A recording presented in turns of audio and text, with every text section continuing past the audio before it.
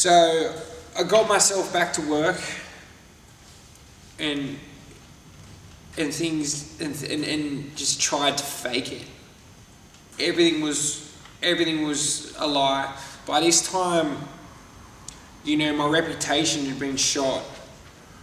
People knew that how much I was partying.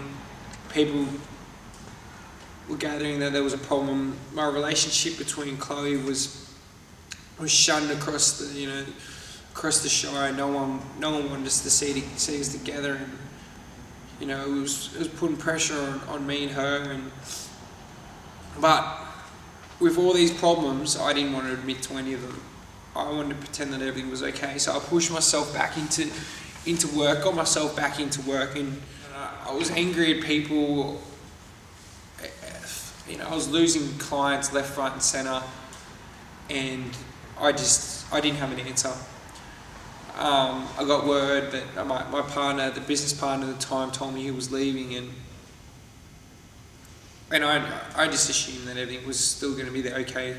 I was going to be able to run it all, it'll be fine.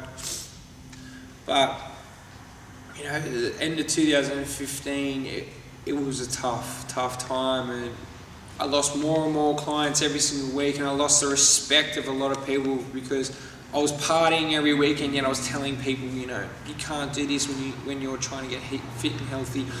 And I just assumed because I looked the part that I was fit and healthy, but really my mental health I was not happy. It was completely deteriorated.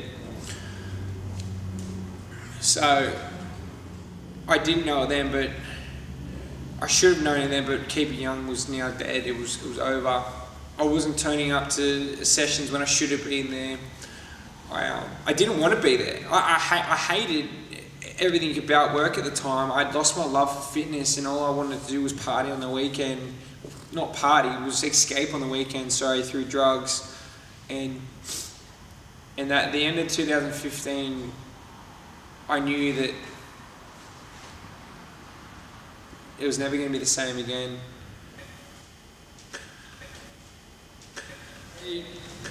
Approaching the end of 2015, I had two tours, two Oztag tours coming up. The first one was for Cronulla, and I love those tours. It was always a priority for me.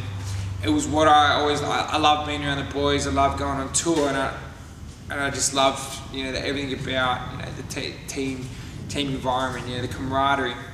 And on the first one in November, we went to Coffs Harbour for the Nationals, which we always do. And on the Friday night, you know, we started having a few drinks, and before I knew it, I was into the bags. And the next thing I know, I'm just hammering the bags, and I'm too deep on my own. And we're going to play the next morning. And you know, so we're going to be up at 7 o'clock in the morning. Guess 2 o'clock, and everyone goes to bed. I can't go to sleep. I'm still fried. So I had a few lines by myself leading up to, you know, this 4-hour gap. I'm laying in bed by myself. You know, I got one of my teammates in the bed in the room, in the bed next to me, and I'm still going by myself. Gets to 7 o'clock, and I'm panicking. I'm like, what am I going to do? I've got to play Oztag. You know, he just got upset. Like, you know, what do I do? So, logical thing, he had another line before we took off to go play. We get out to the field, and I'm feeling alright. We start warming up, and boom, it hits me like a ton of bricks. I felt like I was going to die. My heart was coming through my chest. I'm trying to play. I played for half of the Oztag, and this is the first game of 3 games in that day. As soon as it got to half time, I said, I got to leave. And I left the boys, and I said, I'll be back in 1 game. I went home and fell asleep. I didn't wake up till 5 p.m. I let the boys down, which is something I hate to think that I do. I'm such a boys' boy. I've always been a part of footy teams, and I've always had, you know, that you know, do it for the bloke next year. That I've always been priding myself on being like a good teammate, and I did that to the boys, and that scarred me really badly. You know, I let down like a lot of good blokes that I've been mates with for a long time, and that wasn't the first. That was going to be the last time. I did that, and then a month later, I made the Australian Barbarians team. I lost my Australian spot the tournament before. So I was playing in the Barbarians team, and we went away, played the Friday night. Really happy with the way I played, and and I was mingling with these new blokes that I met. I loved them.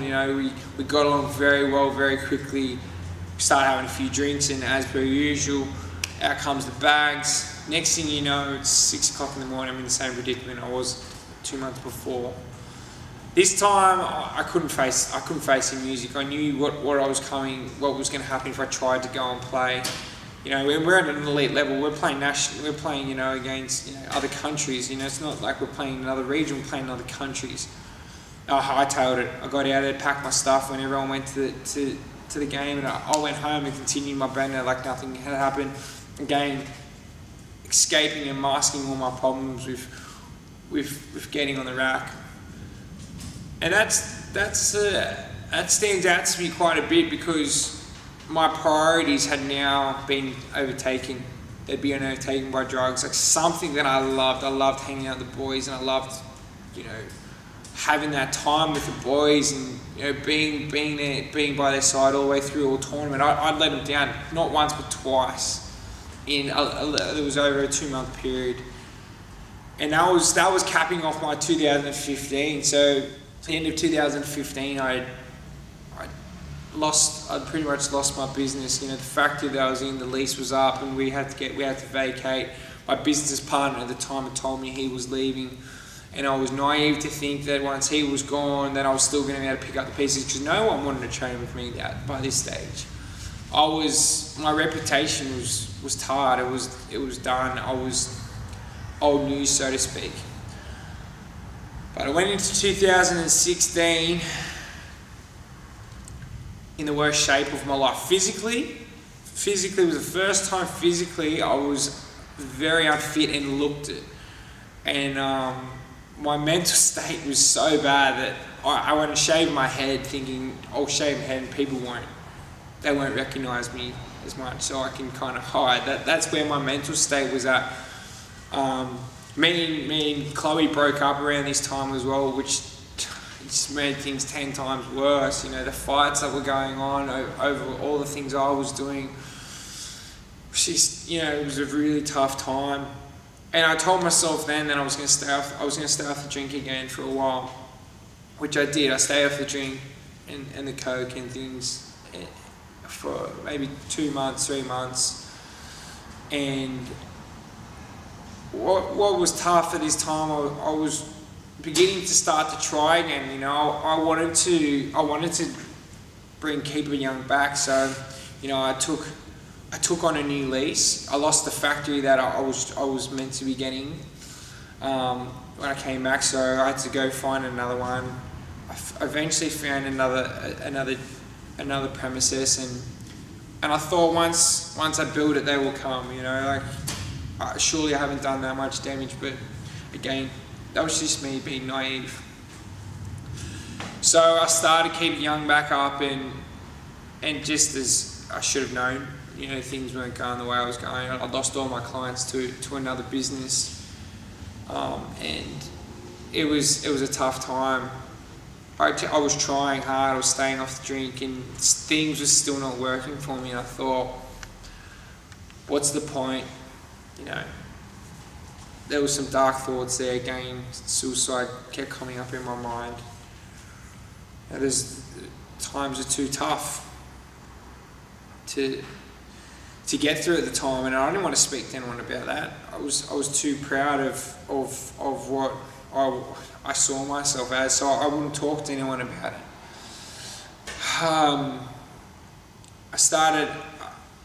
I started training, a few people, and things started looking a little bit better. And then I had my first drink for the first time on another tour. It was the first tour after the two that I'd left, and for me it was a redemption tour. And this meant a lot to me. So it was time to knuckle down, and I barely got through the Friday night and the Saturday night without having. We drank, but I didn't have any drugs, which was by the skin of my teeth. Like I remember walking to the toilets and had the bag in my pocket and I was thinking, just one night on the Friday night. But I didn't do it, and I got through that tour without letting the boys down, which for me, I thought I was on the road to in the right direction. But when I got home, things got tougher again, and I although I'd been handling them well, you know, my business now was 1 or 2 clients. You know, it was that was all it was. It was very tough. It was a lot of lonely days, and it all started hitting me again that what I'd done was hitting home. I felt that I didn't have a friend in the world. I didn't feel like I could talk to anyone. I didn't have a girlfriend. I was very depressed. I thought that, you know, my work life, like that was it. There was no way I was ever going to be successful again. You know, so again, I escaped, and I remember thinking at the time, like I wanted to go have a drink, and you know, probably there was only one person I could call, and that was Grace. And as the one person in the world, I remember thinking, fuck, you know, he's the only person I can actually call him, and he's my only mate in the world. That was it at the time. And so we went out for a drink, we went for a gamble, as me and him would do, and started off just like the way it normally would. We'd be gambling, I'd be throwing thousands away, and I'd be drinking, and before 3 or 4 beers deep, I was questioning when we were going to have our first line. And I went and got a bag, and I got started. Grayson went home, and it was just me by myself. So it was just me by myself gambling on the rack, and that's exactly the way I liked it at the time. No one around me, because I didn't think anyone wanted to be with me anyway. And sat there till 3 in the morning, or whenever the Leagues Club shuts, and then went home, continued all the way at home in my bed by myself. I didn't want to face facts about what life was then. And I went all day that day by myself. I went back to my new gym and sat in there by myself and continued to get on it. Went home so I was on it all day till 3 o'clock in the arvo. When I got a case by myself when I knew my parents were going away, because it was a long weekend. So it was a Thursday arvo. I'd been on it for a day already, and just kept going on, trying to couldn't find anyone to get on it with, any mates. But I got a call from a guy away from my past, and you know, in general life I haven't spoken to him in 5-6 years, but he was on a bender as well. And we met up, and I was with him for the next 2 days. So from the Thursday all the way through to the Friday night. And it was just bag after bag, beer after beer. I was driving to go collect more bags. I was driving to go gamble more. I'd been through about 17 bags, and I was three and a half days deep. And before the bend even started, I was in tens of thousands of dollars of debt. And it wasn't until I got woken up by my mum screaming at me,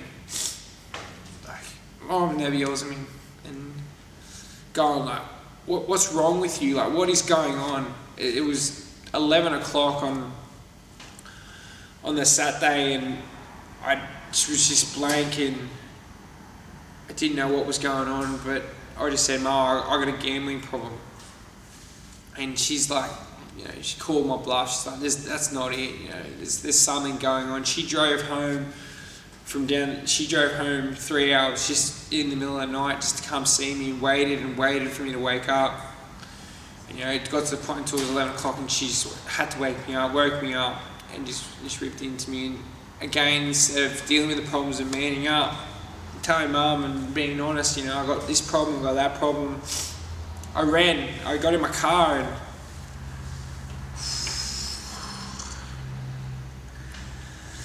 so that was when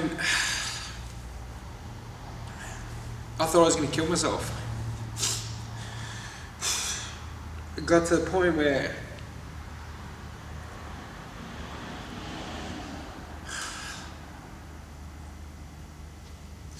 I wrote Jett.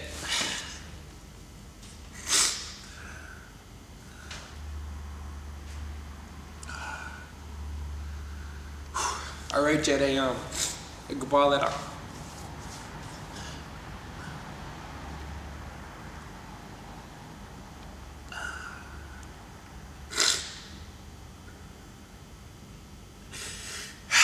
And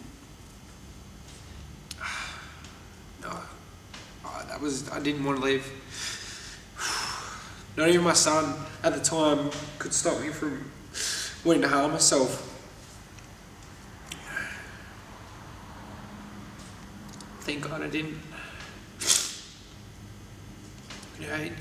Again, the only person I could confide in at the time was Chloe, and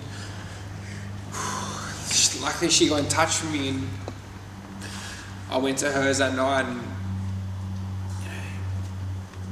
I was a broken man. And my mum called me the next day, asked me to come home, so I came home, and she said, "Do you want to go to rehab?"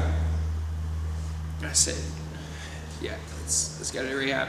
Let's do this." So finally, I was asking for help after years and years of abuse. So I'd given up, so to speak, and I wanted help. And my mum was the one that asked me if I wanted to go to rehab. I didn't even hesitate. It was time. I'd done more damage in that weekend than I had in 3 or 4 months of benders. I did so much damage. So it was time. It was time to go.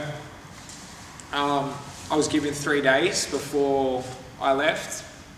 I did my last few clients before I left, and I was on my way to Thailand for rehab. The rehab that I was going to was a fitness-based rehab, which obviously suited me to a T. It had its own gym, had a pool, things like that. So, and you went and did kickboxing there as well, which I was excited about, because leading up to this, I barely had been training. I lost my love for training. I lost my love for everything. I didn't love myself, so I didn't feel that I needed to train or wanted to train anymore. I was purely doing it as a way of making ends meet. So we arrive at Thailand. It's hot, it's sweaty. Some bald guy picks me up and we drive 45 minutes. My mum flew over with me, which was great. I was like a little kid again, just needed my mum by my side all the way through. So we got off the plane, the guy picks me up. We drive for 45 minutes, and I'm told I won't see my mum till the next day. And then once I see that one time, that's it. 28 days, no mother, which is scary. Love my mum. So we're driving 45 minutes, and it starts off, and it's just third world country, and it's just getting worse and worse as we go. And I'm just thinking, what have I got myself into? We end up driving up this dirt track road. I was going up sort of a mountain. Thought that was bad enough. Then we went up an even more sketchy dirt road until we came around to the rehab. The rehab centre was a youth centre. Only about 16 people in there. There's another site that was the main site that had 60 or 70 people, but I was in the youth. Pretty much from the age 25 and down. There's only two guys over that age, other than myself, of course. So I got there, and I was pretty optimistic. I thought, go to rehab 1 month, come back, cure, happy days. That's not the truth. They more or less just prepare you for what the real world is, and rather than masking and escaping, yourself with drugs. You know, they give you the tools and things to help you out along the way in life, in the real life. So I started off, we got there on a Friday night, Saturday morning straight into a training session. Couldn't have worked out better for me. You know, I went to the training session, and it was the first time in, I think maybe ever, that I'd ever been trained by someone else. Like in that situation where I wasn't friends with anyone, or, you know, I had no affiliations or anything with them. So I was getting trained, and I loved it. It was straight away, I was like, oh, man, I miss this. Like, just training. I wasn't training for football. I wasn't training to get big. I was just training. It's the first time in years that I was just training. And I remember thinking after that first session, it was 2 hours in 40-degree heat. It was ridiculous, and thinking, what have I been doing? Like, why haven't I been doing this? I miss this so much. And I just knew that was my month. That was me. I was going to train every single day for that month. I hadn't felt that good in so long. So the rehab started that Monday. The fun part. You know, we walked in, and it's like you see on the movies. You walk in, and there's people sitting there in a circle. It's quiet, and everyone starts off by introducing themselves. Hi, I'm Travis Young. I'm an addict. I feel anxious, sad, and so on and so forth. And it was so overwhelming, this whole scheme of things, of, you know, where I was. You know, I was in the other side of the world with 16 strangers talking about my feelings. And that first session, you know, I made a commitment that I was going to give this rehab a red hot crack. I never wanted to get back to that situation again. I never wanted to feel like I wanted to die again. So I gave this my all. And that first session, straight away, I put my hand up. I gave my story, you know, why I was there, what my problems were, so on and so forth. And I was just crying my eyes out, telling this story of, you know, I got a son back home, and the problems I went through. And from that moment on, I never looked back. I was in a depressing situation where you're filled with, you know, a lot of depressing moments. I was always optimistic, because I was finally doing something about all my problems: gambling, cocaine, prescription drugs, you know, alcohol. Even though alcohol, you know, I wasn't a heavy drinker, but it was always the gateway. It was always the problem. It was always the one to start off the problem. So I was dealing with all these problems finally, and I was so optimistic, but it was tough in the sense that you had to confront all these feelings, you know, all these things that I masked for so many years, you know, all these issues. But the month went fairly quickly. It was tough, but everything I learned over there, and I took on board. Everything that was spoken to me, I listened, I learned. I wrote down journals. I wrote down, you know, letters. I wrote letters of apologies to my family, you know, apologising for the things I've done, the things I did to Em, you know, just all these things, letting out of all the times when I had too big of an ego to say, you know, I'm not feeling well, I'm not in the best mental health at the moment. You know, I couldn't say that before, but now it was a big weight off my shoulders. I could finally let it all out and say, you know, I had all these problems. So it was a big relief. And the more and more I delved into these problems, the better I felt. You know, the more I talked about my situations, the more and more it helped. The more every time I called my parents when I was over there, you know, I tell them, you know, about more and more about what my situation was. That helped. As hard as it was, and as much as it broke their hearts to know that how much pain their son was going through, it helped to just be able to get off my chest, which is something I never ever did before. I never spoke about what was going on, not about the bad stuff. I always spoke about the good stuff. I never spoke about the bad stuff. And through this, I was getting up at 5 o'clock in the morning over there every single morning. I was training. And again, I was just training. You know, like I was just training away, and I was having fun. I was training by myself, which I hadn't done very often before. I was going there and it's just getting it done, and I just every day, every single day I felt better. After every single session, I felt that little bit stronger. Not physically, but mentally. So that was my month in rehab. It was training, getting out of my problems, and talking about my problems. So I got back from rehab, and I was still kind of under the impression that once I got home, everything was going to be easy. It wasn't. All my problems were sitting and waiting for me. My debt was still here. The amount of broken relationships was still here. The broken business was still here. But I made a decision before I came back that I finally was ready to let go of keeping young. And when I got back, that's when I founded REBORN. That's when it started.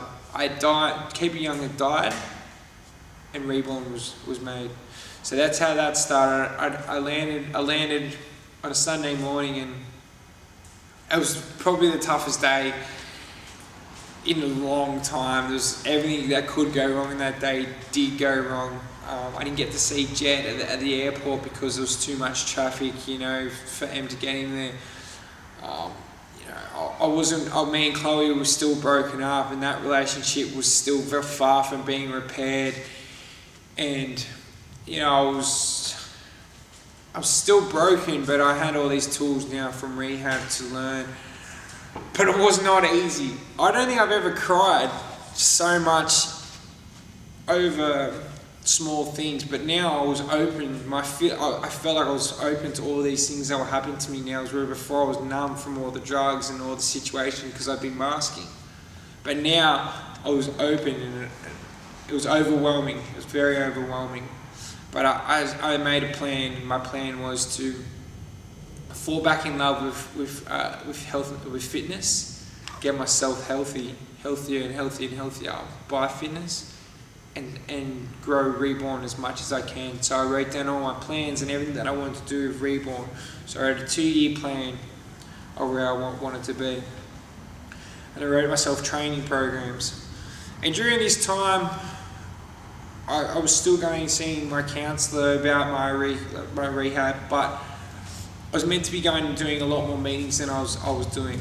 But instead, I was training, and those training sessions became my meetings. And there was Grayson there. Every single time I wanted to train, Grayson was always putting his hand up training with me. If I didn't want to train, Grayson would go, "Come on, let's train." So through training, I just became stronger and stronger, and my mind became stronger with that. They went hand in hand. As I started going to the gym more and more, I just felt like my ideas started getting better and better. And the clearer I got every day of being off the drink, off prescription drugs, not gambling, I was getting stronger in my mind.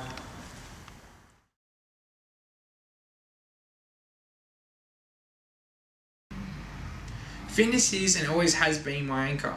When I put pressure on my training, I began to resent it just because I couldn't maintain the high levels I was doing at my peak. So what has fitness done for me? It's given me a positive outlet. If I'm feeling down, angry, or upset, I know in one session I can get the better of my emotions. I know that my problems won't be solved, but after the session I have a clearer mind to take on the day problems of life. For me, fitness has cured my depression. I can honestly say I do not have depression anymore. I don't take any antidepressants. I never have. My drug of choice now is my training.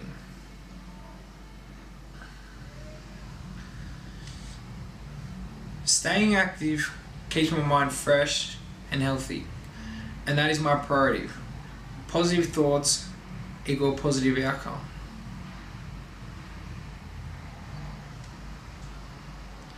Having a combination of problems with drugs, depression, alcohol, and gambling, it's never going to be easy beat. But by me maintaining a simple training routine to keep me mentally fit, ensures that these issues are kept at bay. I used to always have a physical purpose to my training, whether it be to get bigger, get faster, or even just to look good. Now all my training is to keep me mentally fit. I don't have to be the biggest, the strongest, the fastest, or the best. I just have to be active. Saying I'll never drink again is a very tough pill to swallow. But as I learned in rehab, it's just one day at a time. Every morning I wake up, I have the decision whether to drink or not. That decision is made a lot easier because of my son Jett. It wasn't for Jett, I probably wouldn't be here to tell the story. I take great pride that Jett will never have to see his old man drunk, or I'll never ever miss a game because I'm too hungover. I'll never be late to anything because I'm gambling. I'll never miss anything in life, whether it be giving him advice, teaching him how to play something because I was on the piss or out gambling. That means the world to me. I want to be the man my sons look up to in life. I want to inspire them to get the most out of life. For me, this means to stay sober, but also to stay healthy and fit so I can grow old with them. To Jett, Danger Young, thank you for giving me my life. I love you. If you are struggling at the moment with any of these problems, do not be afraid to talk to someone. I wish I did a long time before I did. You are not weak, you are not alone. There is many of us and will be many more. Please talk to someone before it's too late. Too many of us have been hurt by someone close to us committing suicide. So please, don't be afraid to reach out. My name is Travis Young. I'm 1 year sober, happy, healthy, and ready to take on life one day at a time. Thank you.